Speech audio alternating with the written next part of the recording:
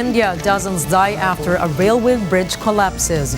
Railroad authorities launched an investigation into the incident. More details on this later in the news. Good evening, I am Nina Richie Alago Flores. This is Mata ng Agila International. Now for the headlines. Marcos administration bolsters infrastructure development by adding 3 new flagship projects. Pag-asa forecasts tropical storm Goring to develop into a typhoon by Saturday. 3 Nordic nations are set to conduct Air Force drills later this month. The first Republican presidential debate concluded without a clear winner. And Filipino basketball player Carlos Loizaga to be inducted into the FIBA Hall of Fame.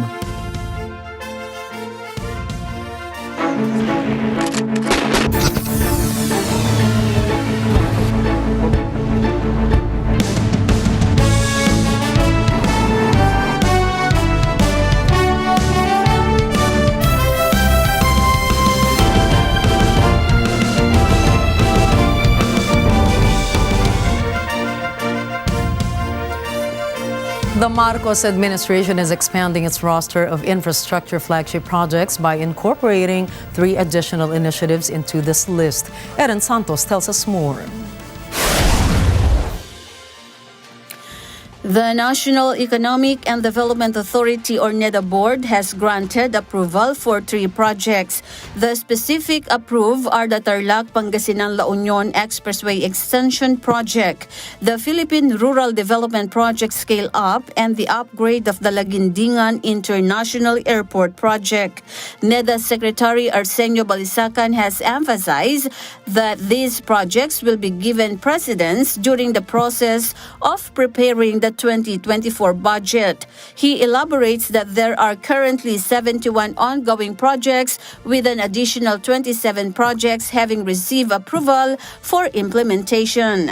It is anticipated that 12 of these projects could potentially be finalized within the year.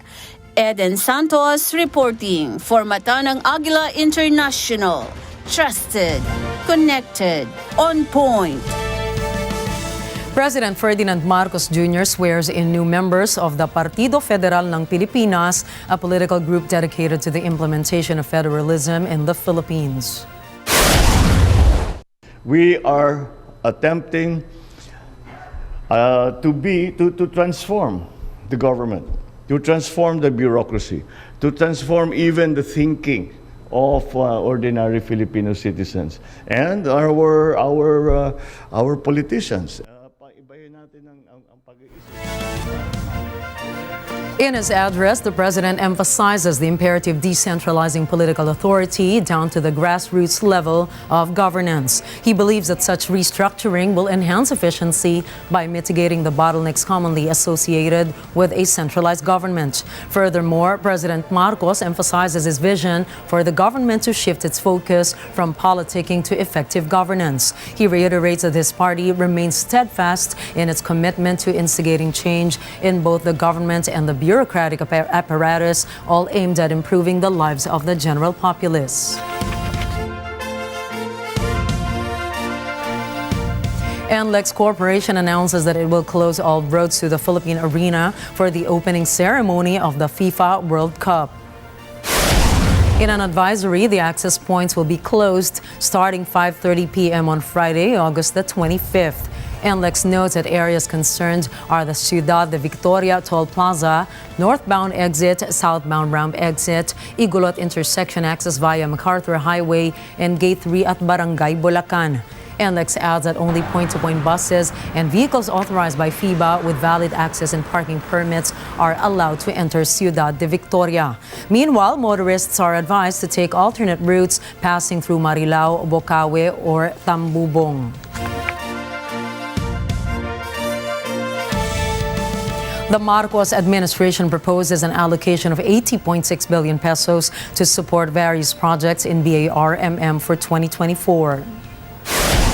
Within this allocation, approximately 70.5 billion pesos is intended to serve as the annual block grant for BARMM. 5 billion pesos will be designated as a special development fund, and the remaining 5.1 billion pesos will be utilized for the region's portion of national taxes. Budget Secretary Amena Pangandaman highlights that a further allocation of 5.3 billion pesos is set aside for the Payapa at Masaganang Pamayanan Infrastructure Program. This program is designed to provide support to isolated and conflict-affected areas, including those within BARMM. Pag-asa spots the center of tropical storm Goring at 265 kilometers east of Basco, Batanes as of 5 p.m. today. Goring is moving northwestward at 10 kilometers per hour with maximum sustained winds of 75 kilometers per hour near the center and gustiness of up to 90 kilometers per hour. The State Weather Bureau has yet to raise a storm wind signal in this part of the country. Meanwhile, Pag-asa notes that Goring is less likely to bring heavy rainfall over the country for the next 36 hours. The weather agency forecasts that Goring may reach a typhoon category into the weekend. The Department of Social Welfare and Development, or DSWD, is currently making preparations for the impending arrival of Tropical Storm Goring. DSWD Secretary Rex Gatchalian has appealed to the regional directors of Cagayan Valley, Bicol, and Calabarzon to ready the distribution of relief supplies to assist those who will be impacted by the tropical storm. Projections indicate that Goring is likely to bring substantial rainfall to parts of Cagayan Valley within the next 3 days. There is a possibility that Goring might intensify into a typhoon by Saturday, with the potential to escalate further into a super typhoon. The International Monetary Fund says it will be revising its growth outlook for the Philippines following the second quarter's forecast. JD Mahinay has the figures.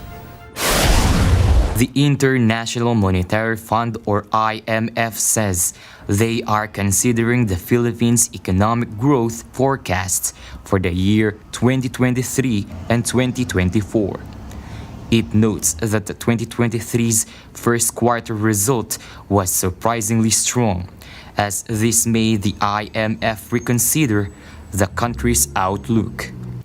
IMF underscores that the Philippines' gross domestic growth for the first quarter of 2023 slowed to 6.4% from its 7.1% 3 months earlier. The multilateral organization previously announced in July that it was raising this year's projection to 6.2% from 6%. IMF also trimmed its 2024 forecast to 5.5% from the previous 5.8%, noting that the global headwinds and the impact of higher interest rates may affect the country's economic growth. Meanwhile, National Economic and Development Authority Chief Arsenio Balisacan says that the Philippine government is confident of achieving growth at the lower end of this year's target.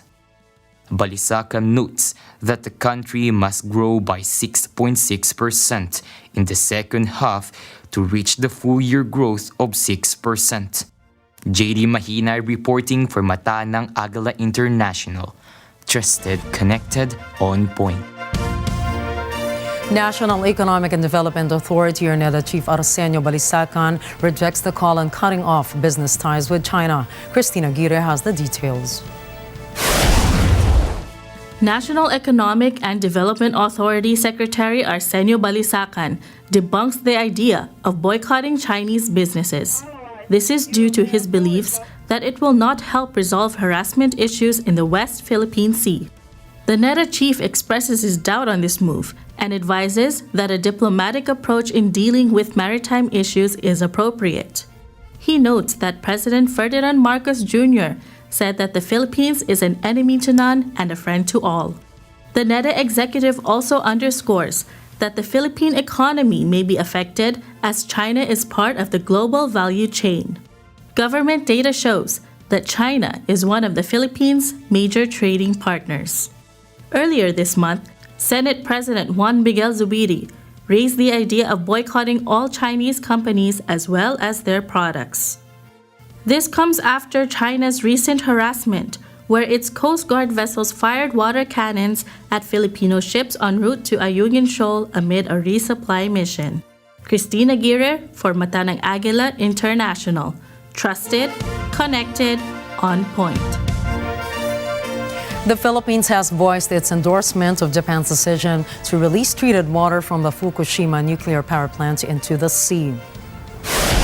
The Department of Foreign Affairs has affirmed that the country acknowledges the expertise of the International Atomic Energy Agency in this matter, given its approval of Tokyo's proposal. Japan has underscored that the treated water discharge will pose minimal radiological consequences for both human beings and the environment. Conversely, China has expressed strong opposition to this action, deeming it highly selfish and reckless due to the perceived potential for nuclear contamination to spread globally.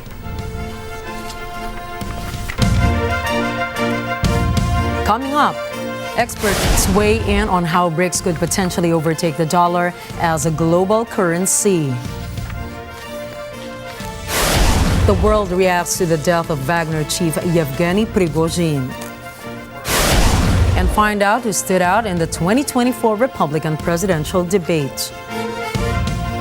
Stay tuned for more stories around the globe when Mata ng Agila International returns.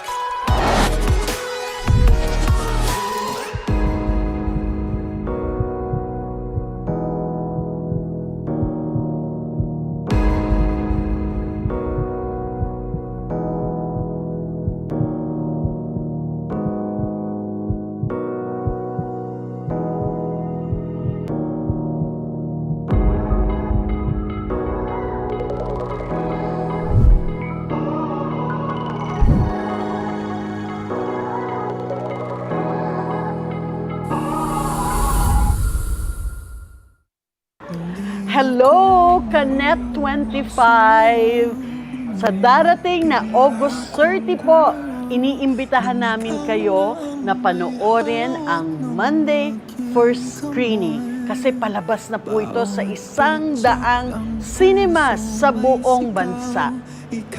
Nako, promise po, pag pinanood ninyo to, hindi lang kayo matatawa, magagalit, mag-iiyak, mai-inspire, ma-inlove ulit. Mas marami, it's a roller coaster ride of emotions. So sana po suportahan ninyo itong pelikulang ito, ang pelikulang Pilipino. Sana po panoorin ninyo and see you sa Monday First Screening.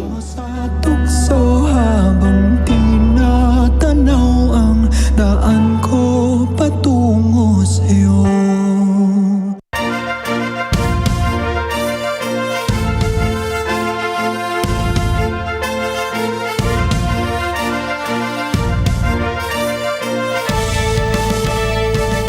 The United States government has approved a potential $500 million sale of military equipment to Taiwan.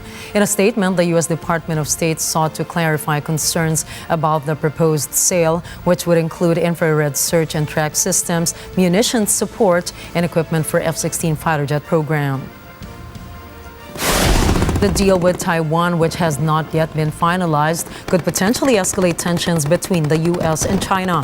The sale is yet to be negotiated with the defense and aerospace company Lockheed Martin, but the specifics of the deal have yet to be signed. Hours before the announcement, Taiwan's President Tsai Ing-wen visited a memorial on Kinmen Island where Taiwan and Chinese forces fought in August of 1958 during the Second Taiwan Strait crisis. The U.S. has not had formal diplomatic relations with Taiwan since 1979, when it chose to recognize Beijing as the government of China. That recognition came with an acknowledgement of Beijing's One China policy, which asserts China's claim over Taiwan. Washington has not taken an official position on Taiwan's sovereignty, and it continues to have informal relations with the island, including through military aid and sales. Thailand's new prime minister takes office with the endorsement of the king as the head of a coalition including pro-military parties linked to former coup makers.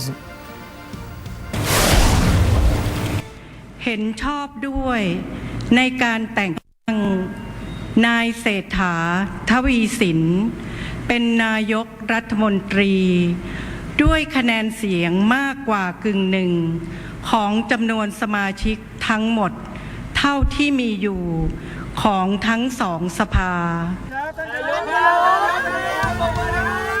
The appointment of former property mogul Srettha Thavisin comes in relation to the return of former Prime Minister Thaksin Shinawatra and months of political deadlock following May's general election. Srettha received King Maha Vajiralongkorn's written command to form a government in a ceremony at Pheu Thai headquarters and is likely to announce his cabinet in the coming days. In a national televised address after his endorsement, Srettha pledged to bring unity to the country and promote policies that would solve crises and move the country forward. He also pledged to promote inclusiveness and govern for the benefit of all Thais, promising a new era of change. ยึดมั่นประโยชน์ของประเทศชาติและประชาชนเป็นสำคัญผมมั่นใจว่า4 ปีต่อจากนี้จะเป็น4 ปีแห่งการเปลี่ยนแปลงผมขอให้คำมั่นว่ารัฐบาลภายใต้การนำของพรรคเพื่อไทยจะทำงานอย่างหนักเพื่อบำบัดความทุกข์สร้างความสุขนำพาความเจริญให้กับประชาชนคนไทยและคนทุกกลุ่มอย่างทั่วถึงและเท่าเทียมทำให้ประเทศไทยเป็นประเทศแห่งความหวังของคนรุ่นใหม่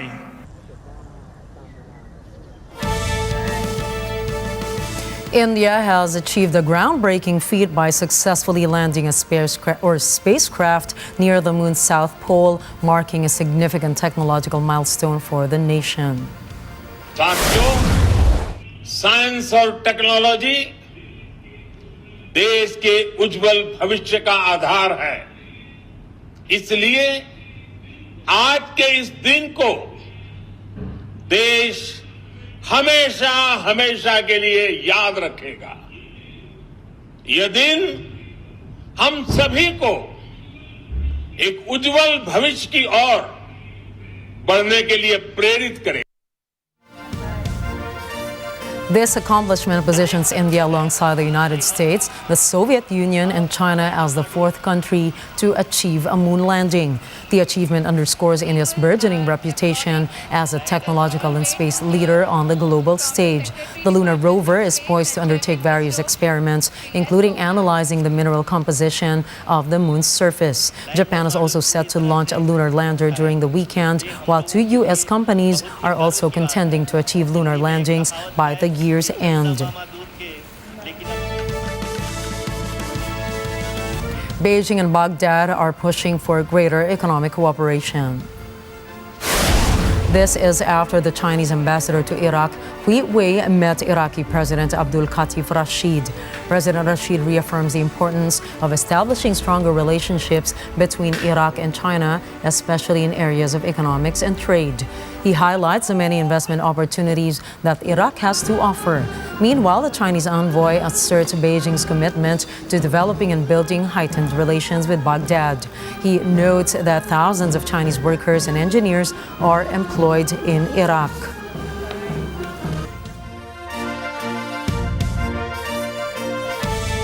Russian President Vladimir Putin took multiple shots at the West on the day of the BRICS summit in South Africa. Мы против какой бы то ни было гегемонии, пропагандируемой некоторыми странами своей исключительности и основанной на этом постулате новой политики продолжающегося колониализма, неоколониализма. Despite his absence in Johannesburg for the summit of the BRICS group of emerging economies, he expressed his intent to participate remotely in the three-day meeting of the bloc. The Russian president has often become the subject of an international criminal court arrest warrant related to the Russia-Ukraine conflict. His pre-recorded speech centered on the war in Ukraine and Russia's relationship with the West. Putin said that a wartime deal to facilitate Ukrainian grain shipments, critical for the world's food supply, would not resume until his conditions, namely the easing of restrictions on Russian food and agricultural products, are met. Стремление некоторых стран своих сохранить эту гегемонию и привело к тяжелому кризису на Украине. Сначала с помощью западных стран был совершен антиконституционный государственный переворот в этой стране. А затем против тех людей, которые не согласились с этим госпереворотом, была развязана война. BRICS emerging countries aim to end dependence on the United States dollar as they are focused on establishing trade in their native currencies to bolster their local economies. To tell us more, here is RT correspondent David Corder.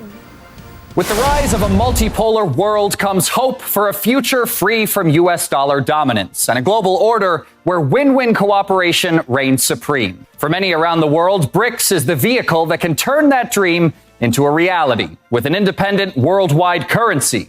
I dream of having a common currency for countries to use in transactions so that we could be independent from the US dollar. It cannot be that we couldn't have more freedom for conducting business. I dream of BRICS having its own currency like the European Union's euro. For now, the dollar's global hegemony is indisputable, with the greenback involved in 88% of all international transactions. And Russia, the world's most sanctioned country, has good reason to want to change the game. Last year, its banks were kicked out of SWIFT, and half of its overseas reserves to the tune of $330 billion were frozen. It's all part of what Moscow says is the dollar being used as a weapon.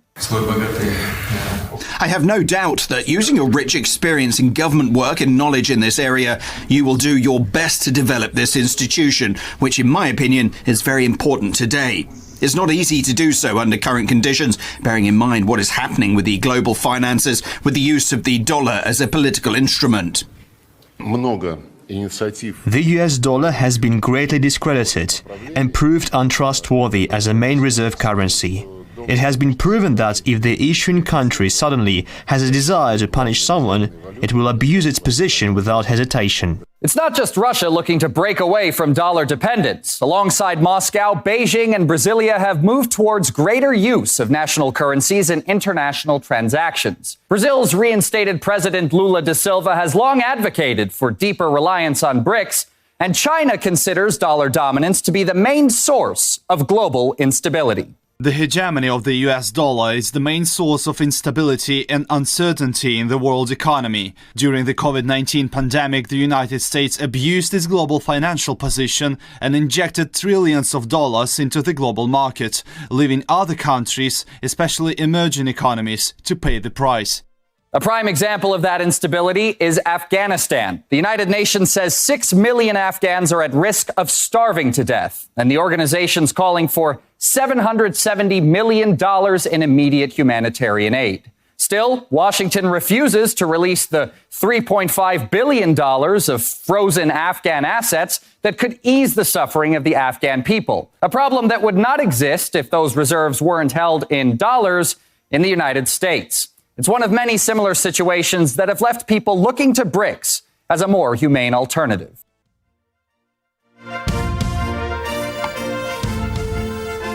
Ukraine commemorates its 32nd year of independence from the Soviet Union, but this time celebrations will not take place in Kyiv due to concerns that Russia might exploit the occasion to launch an attack on the capital. A former senior U.S. security police or policy analyst says that Ukraine's celebration is marred by the country not upholding its own foundational principles. Ukraine's original Declaration of Independence included a commitment to remain non-aligned, a provision that has been contravened by its aspirations to join NATO. This move has led to heightened tensions between Ukraine and Russia, culminating in conflict between the two nations. Wagner Group's leader Yevgeny Prigozhin and 9 other individuals aboard a plane that crashed near Tver are presumed to have lost their lives. Elijah Villanueva tells us more.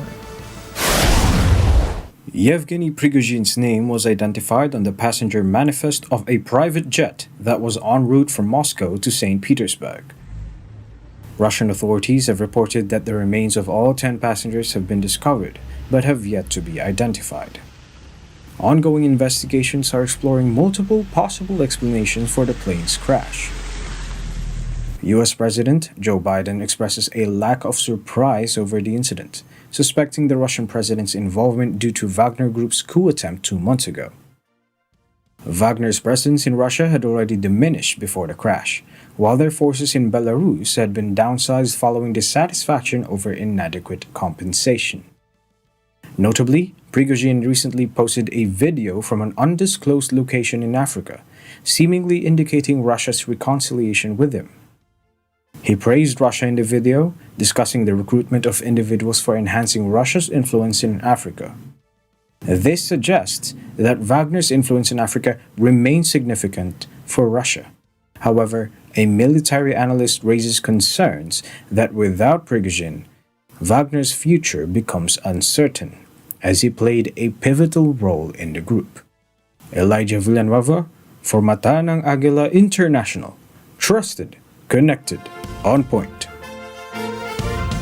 3 Nordic countries will conduct military exercises in the Arctic later this month.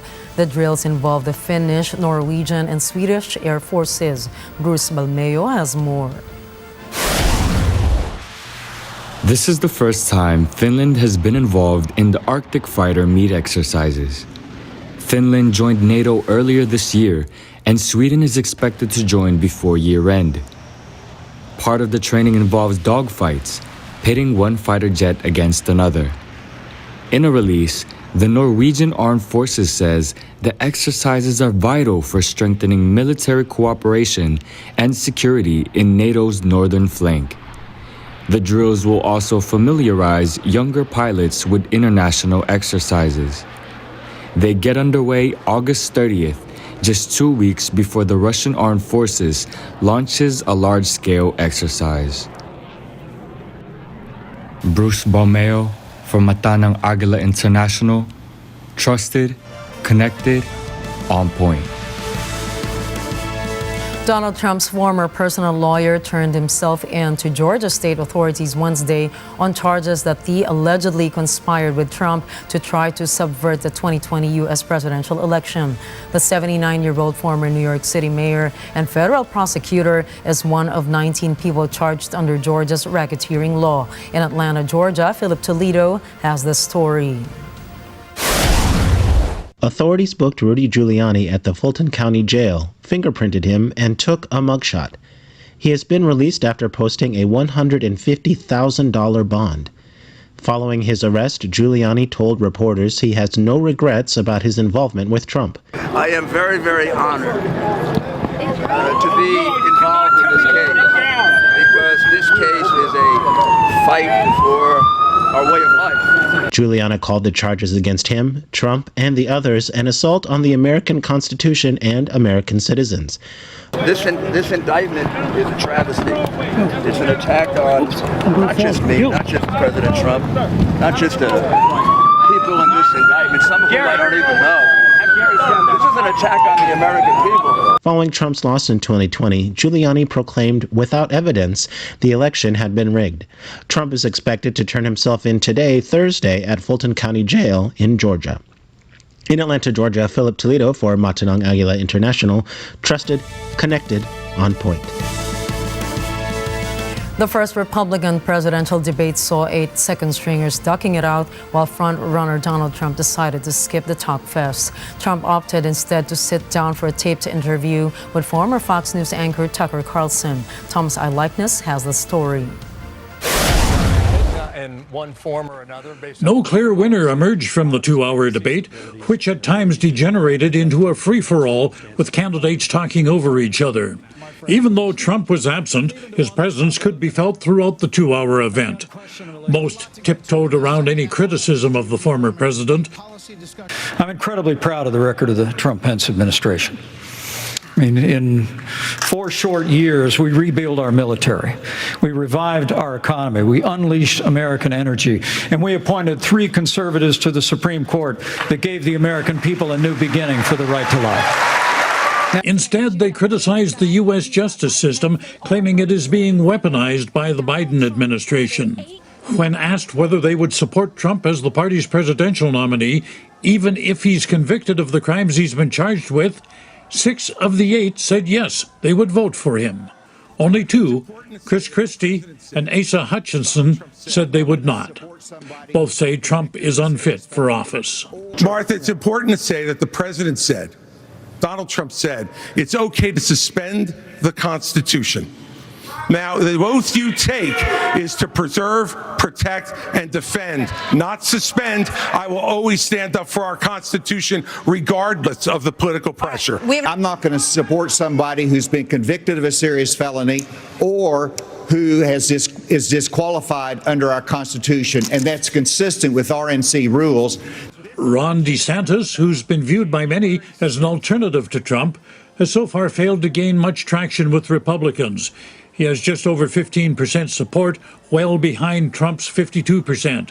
His performance Wednesday did little to differentiate him from the rest of the crowd. This election is not about January 6th of 2021. It's about January 20th of 2025, when the next president is going to take office. I know what the Democrats would like to do. They want to talk about all these other issues, but we've got to focus on your future. We've got to focus on reversing the decline of our country. Right. Political rookie Vivek Ramaswamy, who's doing better than anyone thought, is the third-place choice, with support approaching double digits. He shamelessly praised Trump's presidency, adding he would pardon the former president if he's convicted. President Trump, I believe, was the best president of the 21st century. It's a fact. And Chris Christie, honest to God, your claim that Donald Trump is motivated by vengeance and grievance would be a lot more credible if your entire campaign were not based on vengeance and grievance against one man. When he declared that climate change is a hoax, the Republican crowd booed him. Most of the others tried to sidestep the climate issue, although Nikki Haley did say climate change is real. Viewers learned very little about what any of these candidates would do if they ended up in the White House. They talked mostly about the problems the country is facing, but offered few solutions. After 2 hours of talk, it's unlikely any of the 8 will be able to pick up enough support to stop the Trump juggernaut. Thomas I. Likeness from Atanang Agila International. Trusted, connected, on point. Up next, 2 tankers have collided on the Suez Canal. Japan starts releasing treated Fukushima water into the Pacific Ocean. And more celebrities sign up for the UK's Green Rider campaign. Please don't go away. We've got more stories from around the globe when Mata ng Agila International returns.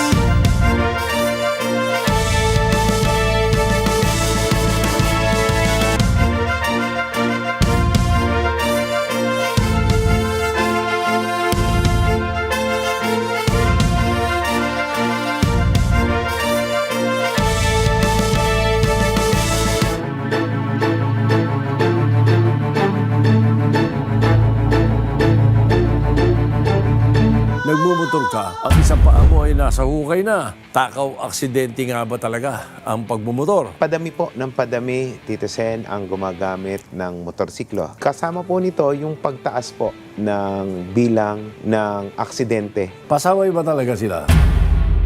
Yung aksidente ay kaya daw naman maiwasan. Ngayon, kung hindi ko kaya iwasan, kaya pong ma-minimize. Kasi kung fatal po, ulo ho ang madalas tamaan sa isang rider. Ang Pilipinas ay motorcycle friendly. Pagbumotor sa bansa, ligtas ba? Mag-reality check tayo.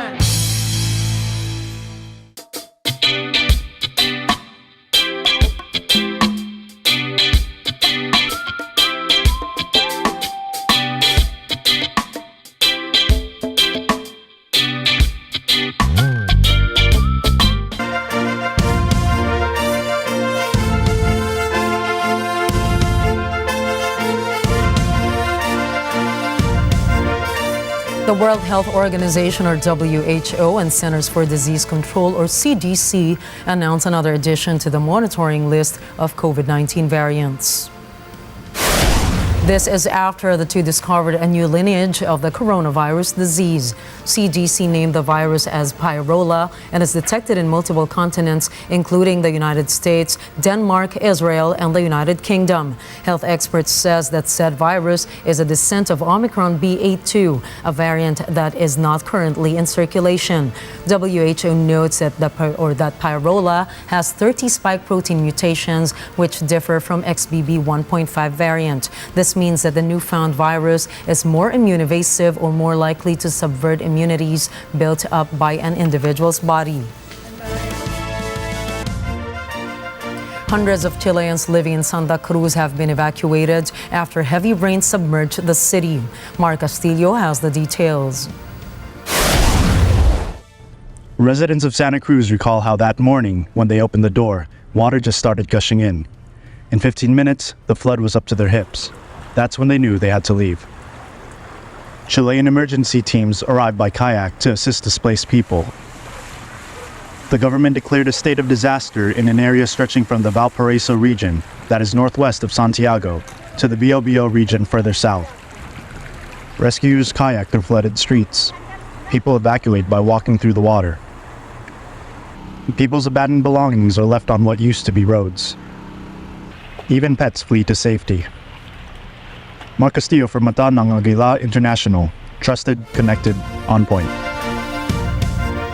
Rain and cooler temperatures have helped firefighters in Canada's westernmost province to beat back the flames of several wildfires. And their progress has meant more people are being allowed to return home. Jay Suarez reports.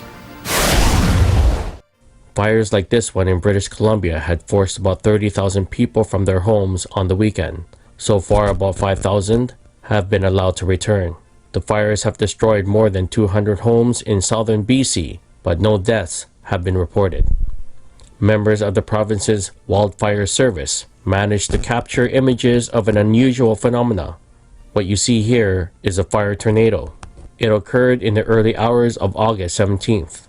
A combination of high fire intensity, strong winds, and unstable air mass caused this fire whirl. Meanwhile, in Canada's Northwest Territories, crews have managed to hold back a fire on the outskirts of the capital of Yellowknife. The city's 20,000 residents remain out of their homes after being ordered out last week. Flare-ups continue to threaten several remote towns and villages in the sparsely populated region. Jay Suarez from Mata ng Agila International, Trusted, Connected, on point. Two tankers collided in the single-lane stretch of the Suez Canal in Egypt, briefly disrupting traffic through the global waterway. Authorities say that a Singapore-flagged BW Lesmes tanker that carries liquefied natural gas suffered a mechanical malfunction in its propulsion and steering systems, causing it to collide with Buri, a Cayman Islands-flagged oil products tanker. The authorities blame the strong currents of the Suez Canal for the collision.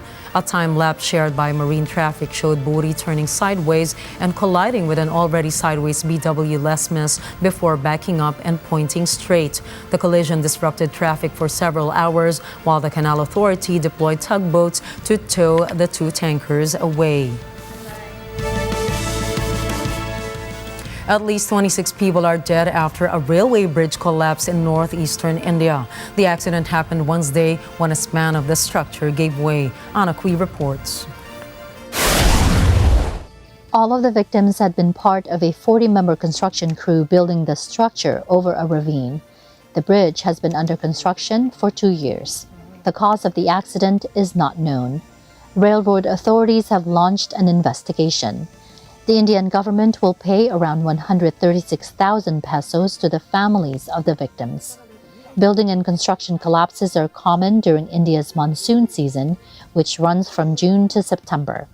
As well, safety concerns have been an issue with much of the country's infrastructure, causing major disasters on highways and bridges. Anna Cui from Agila International, trusted, connected, on point. Japan has begun releasing wastewater from the condemned Fukushima nuclear plant into the Pacific Ocean, despite angry opposition across the country, China, and South Korea. Shortly after 1 p.m., the seawater transfer pumps began the release into the Pacific Ocean, with plant operator Tokyo Electric Power Company, or TEPCO, announcing that weather and sea conditions were suitable for their endeavor. With around 1,000 steel containers holding the water, TEPCO has said it needs to clear space for the removal of highly dangerous radioactive nuclear fuel and rubble from the wrecked reactors following a massive earthquake and tsunami in 2011. Since then, TEPCO has collected 1.34 million cubic meters of contaminated water, along with groundwater and rain that has seeped into the plant. Japanese officials and Prime Minister Kishida have repeatedly insisted the wastewater release is safe. Outcries, meanwhile, have poured out all across the country as demonstrators and local fishermen are furious. やっぱり海に核を投げ込むようなもんだと。それを核のね、被害を最初に受けたこの日本の首相が判断したということ自体が絶対許せないというふうに思います。しかもその漁民の人たちも反対して別に取り下げてるわけでも理解したわけでもないとにもかかわらず強行するということ自体が本当に許せない行為だと思いますし。 China and South Korea have also shown their disappointment, with China accusing Japan of treating the Pacific like a sewer and blasted the country as extremely selfish and irresponsible. In South Korea, more than 10 people were arrested for trying to enter the Japanese embassy in Seoul during a protest. Reports added that 16 university students had been detained over the attempted break-in while shouting slogans condemning the charge or the discharge of radioactive water. TEPCO will carry out 4 releases of the treated water from Thursday until March 2024.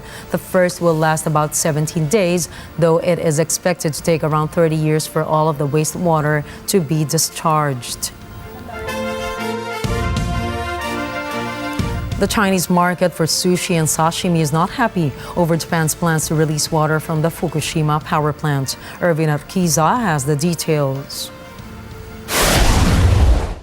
Chinese sushi and sashimi lovers expressed reservations after Japan kicked off plans for the disposal of waste from the stricken power plant into the Pacific Ocean.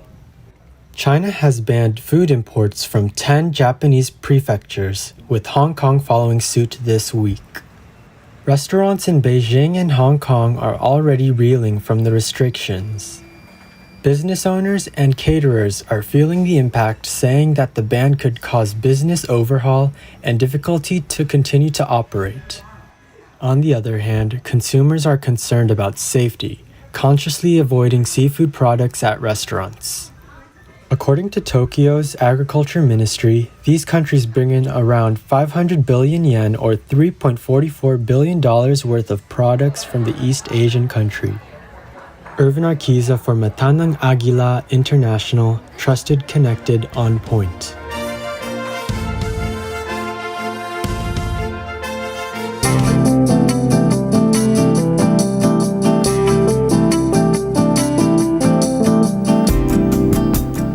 The United Kingdom Entertainment Union Equity has proposed Green Rider, an eco-friendly contract that aims to cut down television and film production costs. Beverly Madrid has the story. Bella Ramsey, Hayley Atwell and Stephen Fry are amongst the growing number of UK actors that are signing up for the Green Rider Sustainability Pledge. This initiative, led by the UK Arts Union Equity, consists of additional clauses that can be added to actors' contracts, which allow them to negotiate their own sustainability standard on set to lessen their production's carbon footprint. A rider is a list that refers to an actor's specific request pertaining to their accommodations, which are usually associated with lavish standards. Tom Burke, another actor that helped launch the plan at the Edinburgh TV event, stated that he was aware that things aren't running as greenly as they could be on set, and that he hopes that the contract would initiate a change in culture. The Green Rider Agreement proposed between actors and producers would help to empower artists to work towards an environmental culture shift. In addition to this, Green Rider admits that as a high-emission sector, the media industry has a key part to play in the transition to a more sustainable, low-carbon society. This is Beverly Madrid, UK Bureau for Mata ng Agila International, trusted, connected, on point. Coming right up, the console wars are in full blast as Sony and Microsoft unveil their newest creations.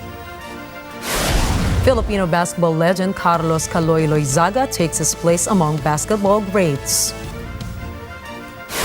And multiple celebrities enjoy Net25's Monday first screening. Catch the latest in business, sports, tech, and entertainment when Mata ng Agila International returns.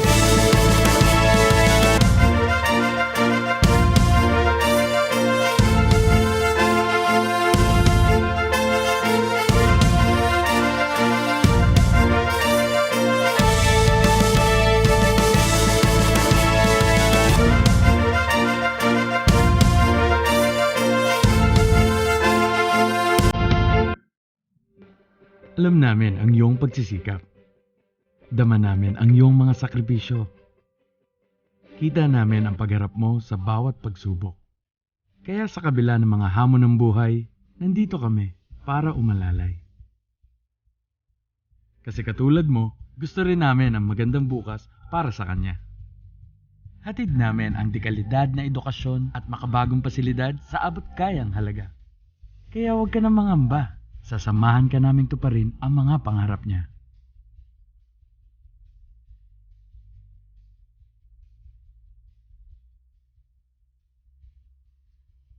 Maaasahan mong sulit dito ang mga pinagsikapan mo. Sa aming mga makabagong pasilidad at sistema ng edukasyon. Mailalabas natin ang aking talino at mga kakayahan niya. Kahit sa munting halaga, makakasiguro ka na makakasabay siya sa mabilis na pag-ikot ng mundo. Sa new era, karamay mo kami sa bawat hamon. Kaagapay mo kami sa bawat hakbang. Kasama mo kami sa bawat ngiti at tagumpay.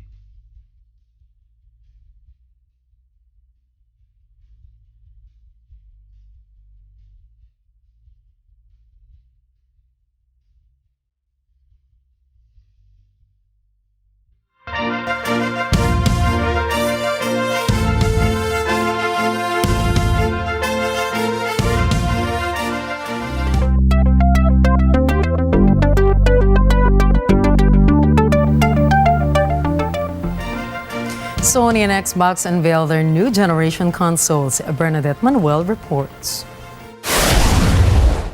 Gamers, heads up! After Nintendo announced its successor to the Switch last July, Xbox and Sony catch up as they unveil their new upcoming consoles. Microsoft Xbox has released some leaks of the slimmed-down version of its boxy console. During an Xbox Era podcast, Special Nick claimed that a digital-only version of the Xbox Series X could be on its way. He notes that the new console showcases a space-friendly feature, noting that its color will have a brand new coat of paint. Nick says that Xbox aims to release the new console in the year 2025. Meanwhile, Sony PlayStation teases its upcoming handheld console set to launch later this year.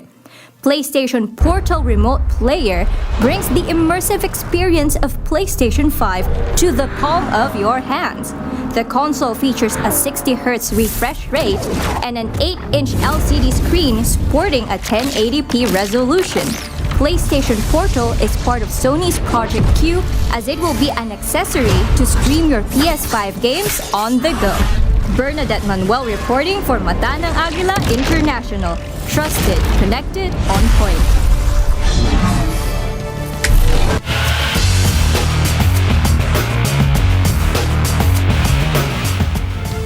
Filipino basketball legend Carlos Caloy Zaga has been inducted into the FIBA World Hall of Fame. The two-time Olympian was inducted posthumously into the prestigious FIBA Hall of Fame during a special ceremony held in Pasay City. Loizaga's children Chito, Joey, and Bing received the award for the late basketball great. Loizaga was among the 12 basketball greats honored in the class of 2023, which also includes former NBA star and Chinese basketball legend Yao Ming. Caloy is the first Filipino player to be inducted into the FIBA Hall of Fame and only the second Filipino after his coach Dionisio Calvo. Known as the Big Difference, Loizaga put the Philippines on the global basketball stage as he bannered the country in the 1954 FIBA World Championship. The Nationals placed third back then, the highest finish by any Asian team in the global conclave. He also led the Philippines to 4 gold medals in the Asian Games in 1951, 1954, 1958, and 1962.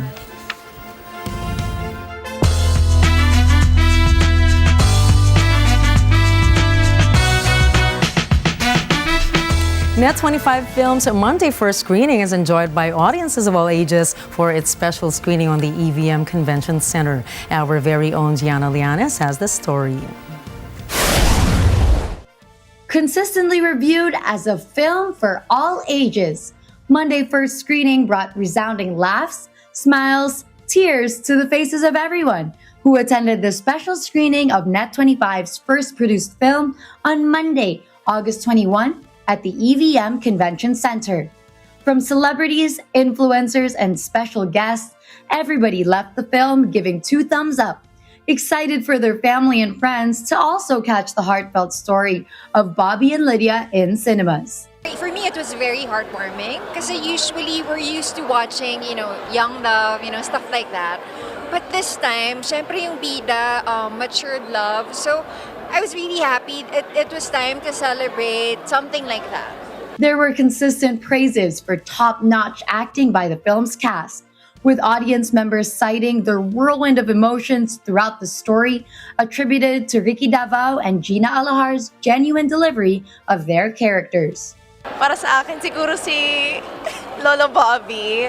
I think ang ganda lang yung outlook niya on life, the way that he sees it. Although Monday first screening follows the developing romantic relationship of 2 senior citizens, younger viewers also point out that they resonate with the plot as well, embracing the fact that love truly comes at any age. It's fun to watch. It's not just like a romantic movie. There's also a few sad moments in there, a few emotional moments, and there's also a few comedic moments as well. I think it has everything all jam-packed in one movie, so it's a lot of fun. Raine Parani, who plays Sophia in the film, shares that Monday first screening is really for all ages because it also centers about connections with family, citing her character's bond with that of Lydia's, played by Gina Alajar. I think you really can learn from each other, and age is really nothing compared to all the experiences we have individually, definitely with our families. So it's something that we all have to get in touch with in a specific age or so. So I'm just really happy that I'm really part of the movie. With Net 25 Films' Monday first screening showing in more than 100 cinemas nationwide on August 30, younger and older audiences alike will agree that this is a perfect film to catch with family, friends, or even a special someone.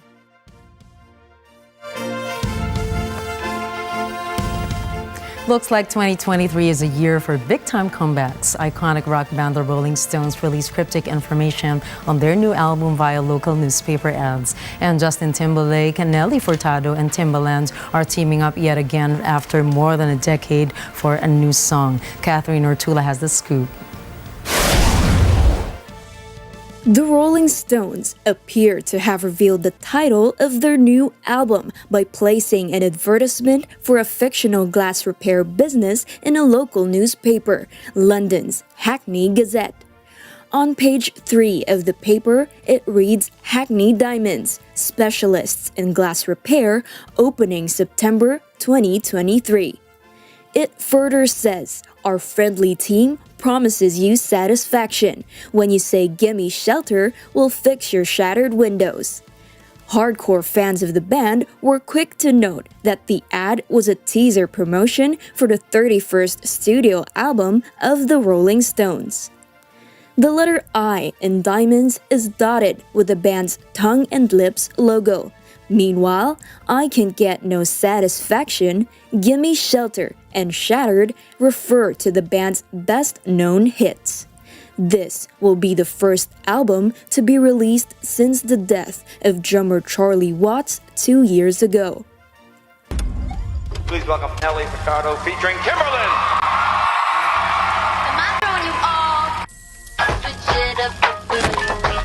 It's our chemistry. Our friendship makes our music come to life.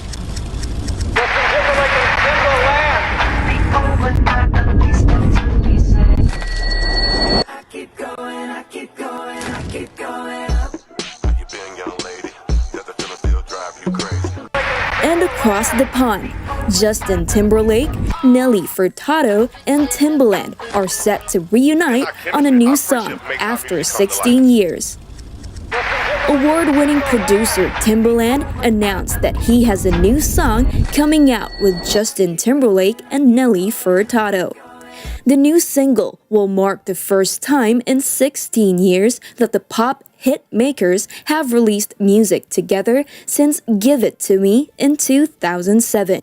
Justin teased the song on his Instagram story with the video clip and an eyes emoji, while Nelly took to her Instagram story to do the same thing, but adding the praying hands emoji to her post. Last week, however, Nelly revealed at a podcast that she is making a healing music comeback with A-list music stars Timbaland and Justin. She also revealed that Justin has been in the studio with Timbaland for most of the previous year working on some tunes. Timbaland has worked individually with both Justin and Nelly. In 2006, Timbaland produced their respective #1 albums, Future Sex Love Sounds and Loose. Timbaland went on to collaborate with Justin again on his last album, Man of the Woods, in 2018. I'm Catherine Ertula, and this has been your entertainment wrap for Mata ng Agila International. Trusted, connected, on point. Definitely something to look forward to. And to send you off tonight, here's a quote from American author, salesman, and motivational speaker Zig Ziglar. What you get by achieving your goals is not as important as what you become by achieving your goals.